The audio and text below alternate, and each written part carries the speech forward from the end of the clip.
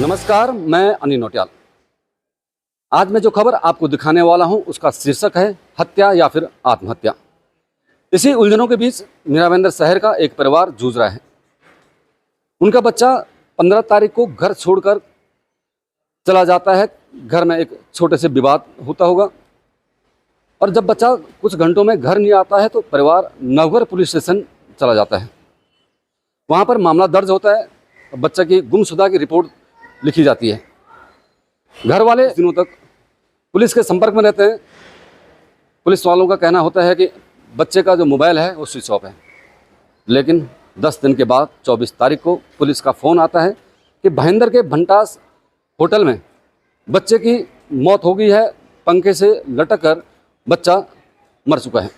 अभी हम विकास के परिवार के पास आ चुके हैं। समझने की कोशिश करेंगे उनके पिता से, उनकी माँ से, उनके जान पहचान के तमाम रिश्तेदार यहाँ पर आए हैं कि क्या विकास इस प्रकार से आत्महत्या, जिस प्रकार से हमने देखा है जो प्रोसीजर चल रहा था कि भाई पंखे से लटक गया है और आत्महत्या का जो माहौल बना था, तो आपको लगता है आपका बच्चा आत्महत्या कर सकता था? नहीं, मेरे से बच्चा तो नहीं लगता था कि आत्महत्या कर सकता है। उसको किसी तरह से स्क्रॉल किया जा रहा था, उसको किसी तरह से उनको ये किया जा रहा था, उनको पीछे से टॉर्चर किया जा रहा था। तो एक वजह ये लग रही है कि जब घर से बच्चा गया होगा तो कुछ मैसेज आए होंगे, तो किस प्रकार के मैसेज बच्चे ने किया कि कुछ गिल्टी कि भाई मैं कहाँ जा रहा हूँ या मेरे से कुछ नाराज़गी? लास्ट मैसेज आया जिस दिन, जो मुझे आया मैसेज, इनकी माँ को आया और मेरे को भी आया। उसमें मैसेज में लिखा है, 1 मिनट में आपको बता रहा हूँ। ठीक है ना, ध्यान रखिएगा पापा, मम्मी का भी ध्यान रखिएगा और सुमित का भी। कल आ रहा हूँ घर में, 12 बजे तक पहुँच जाऊँगा।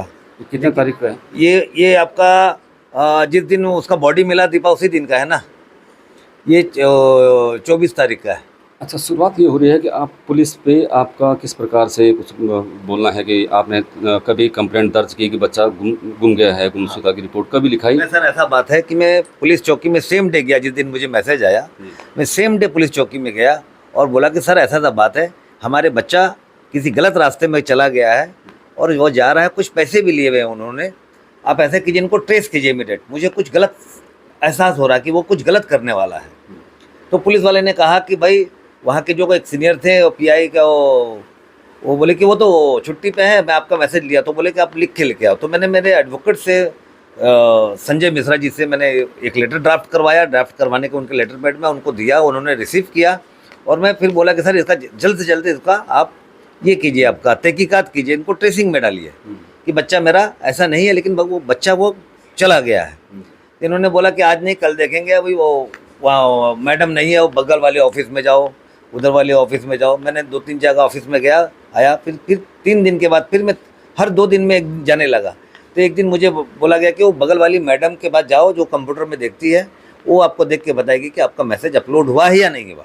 आपकी जो कंप्लेन है, उस समय भी कंप्लेन अपलोड नहीं हुआ था, हमारा शायद कंप्लेन अपलोड हुआ है आई थोड़ा, मुझे लगता है कि मरने का 2 दिन पहले। फिर 2 दिन पहले भी कुछ किया नहीं उन्होंने कुछ भी नहीं किया।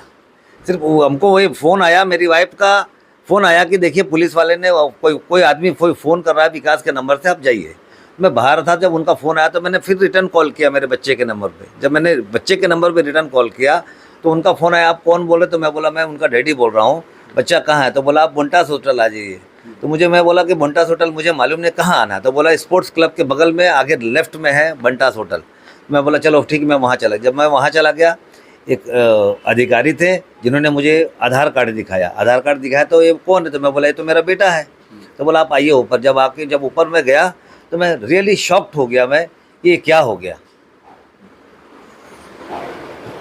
देखिए, परिवार ने वो तमाम कोशिश की अपने बच्चे को बचाने के लिए जो कानूनी तरीके से होती है। उन्होंने जब बच्चा घर से बाहर गया, उनको लगा कि बच्चा कुछ गलत कर सकता है, पुलिस के पास गए। पुलिस के पास वो बार गए, एक ही दिन नहीं गए, 2 से 3 दिन वापस, इसलिए कि कहीं उनका बच्चा कुछ गलत कदम न उठा दे। उसके बावजूद भी उनकी बात सुनी नहीं गई और आज हुआ क्या, बच्चे की बॉडी परिवार के हवाले कर दी गई। जब आपको बीच में बच्चे से 15 से और 24 तारीख के बीच में आपसे कभी कुछ बात हुई? आप बच्चे की माँ हैं, किस तरह से बात हो रही होगी? मैसेज ही करता था। मैसेज करता था और एक दिन उसका फ़ोन बहुत टाइम तक चालू था। मैं 3-4 बार की, पूरा रिंग हुआ लेकिन उठाया नहीं, मैसेज ही डाला। आपको आपने बच्चे को 30 साल पाला है, बच्चे की हर कमी और हर अच्छाई तो आपको पता होगी। आपको क्या लगता है आपका बच्चा इस प्रकार से कदम उठा सकता था? कभी नहीं, सुसाइड करने का तो वो कभी नहीं सोच सकता है। बल्कि न्यूज़ में, टीवी में कभी किसी को देखता भी था एक्टर, ये सबको तो बोलता था सुसाइड क्यों किया, सुसाइड थोड़ी करना चाहिए। तो फिर वो बच्चा कैसे खुद सुसाइड कर सकता है? प्रकाश जी, आपकी मांग क्या, आप क्या चाहते हैं कि किस प्रकार का न्याय आप बच्चे के लिए चाहते हैं, और क्या आपको इसकी पूरी अंदरूनी तक तहकीकात होनी चाहिए। जिस होटल में इनका ये बॉडी मिला, उस होटल की जो रूम है उसको सील किया जाना चाहिए, उनको पूरी तहकीकात की जानी चाहिए और हमें न्याय मिलना चाहिए कि ये किस तरीक़ा से हुआ है। उनकी एक एक पुख्ता जांच करनी चाहिए कि ये क्या, किस प्रोसेस से ये इसको मारा गया है या सुसाइड है। ये हमको खुद को चाहिए कि भाई ये क्या हुआ है, ये इसके साथ में क्या दुर्व्यवहार हुआ है, और इसको कौन लोग थे जो उसको पीछे से गुमराह कर रहे थे, इसको ये आपका ये कर रहे थे, क्या उसको बोलते, उकसा रहे थे और उनको ब्लैकमेलिंग कर रहे थे। ये मुझे पूरा तहकीकात चाहिए। ज़रूर एक परिवार जब अचानक 30 साल का बच्चा की इस प्रकार की मौत हो जाती है तो एक परिवार बच्चे के लिए न्याय की तमाम गुहार लगाएगा भी और लगाना भी चाहिए।